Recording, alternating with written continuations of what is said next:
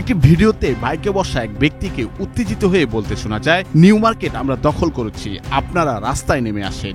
এভাবে তাকে গুজব রটাতে দেখা যায়। 10 নভেম্বর আরেকটি ভিডিও সামাজিক যোগাযোগ মাধ্যমে ছড়িয়ে পড়ে, যেখানে দেখা যায় রাস্তায় উত্তেজিত মানুষের সমাবেশ এবং সড়কের পাশে পড়ে থাকা একাধিক মোটরসাইকেল, যার কয়েকটিতে আগুন জ্বলছে। ভিডিওটির ক্যাপশনে দাবি করা হয়, বরিশালে বাংলাদেশ আওয়ামী লীগ ঘোষিত কর্মসূচি শুরু। অপর এক ফেসবুক আইডিতে একই ভিডিও পোস্ট করে ক্যাপশনে লেখা হয়, বরিশালে বাংলাদেশ আওয়ামী লীগ ঘোষিত লকডাউন কর্মসূচির বিক্ষোভ শুরু। অনুসন্ধানে জানা যায় এই ভিডিওটি সাম্প্রতিক নয়, এটি গত বছরের জুলাইয়ের গণ অভ্যুত্থানের সময়ে 4 আগস্ট দুপুরের পর ধারণ করা। এমন অসংখ্য ভুয়া ভিডিও ছড়িয়ে জনমনে আতঙ্ক ছড়াচ্ছে কার্যক্রম নিষিদ্ধ আওয়ামী লীগ। আওয়ামী লীগ, ছাত্রলীগ নামে হাজার হাজার ফেক আইডি খুলে গুজব ছড়াচ্ছে তারা। শুধু তাই নয়, বিদেশে পলাতক নেতাদেরকেও দেখা যায় 13 তারিখ লকডাউন নিয়ে বিভিন্ন ধরনের দেশদ্রোহী নির্দেশনা দিতে। বাংলাদেশ আওয়ামী লীগ 13 নভেম্বর লকডাউন ঘোষণা করেছে।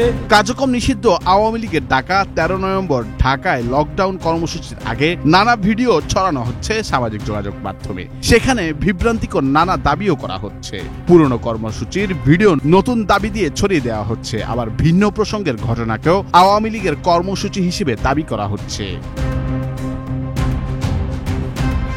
নেট দুনিয়ায় আওয়ামী ঘরানার আরেকটি পেজে দেখা যায়, আগুন জ্বালিয়ে সড়ক অবরোধের একটি ভিডিও ইন্টারনেটে ছড়িয়ে দাবি করা হচ্ছে ভিডিওটি ঢাকায় লকডাউন কর্মসূচি পালনের। তবে বাংলা ফ্যাক্ট যাচাই করে দেখেছে দাবিটি সঠিক নয়। ভিডিওটি আসলে 2023 সালের বিএনপি নেতাকর্মীদের ঢাকা চট্টগ্রাম মহাসড়ক অবরোধ ঘটনার।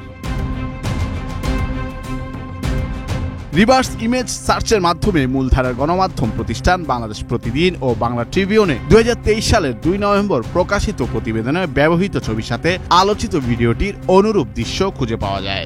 বিস্তারিত প্রতিবেদন থেকে জানা যায়, 2023 সালে বিএনপি সারা দেশে 3 দিনব্যাপী অবরোধ কর্মসূচি ডাক দেয়। দলটির নেতাকর্মীরা সে সময় অবরোধের সমর্থনে টায়ার জ্বালিয়ে ঢাকা চট্টগ্রাম মহাসড়কের একাধিক স্থানে বিক্ষোভ কর্মসূচি পালন করে। পুরনো ভিডিও পোস্ট দিয়ে দাবি করা হচ্ছে এটি আগামী 13 নভেম্বর লকডাউনের কর্মসূচির অংশ হিসেবে এই ভিডিও দাবি করা হচ্ছে। নুরুল আফসার, বৈশাখী সংবাদ।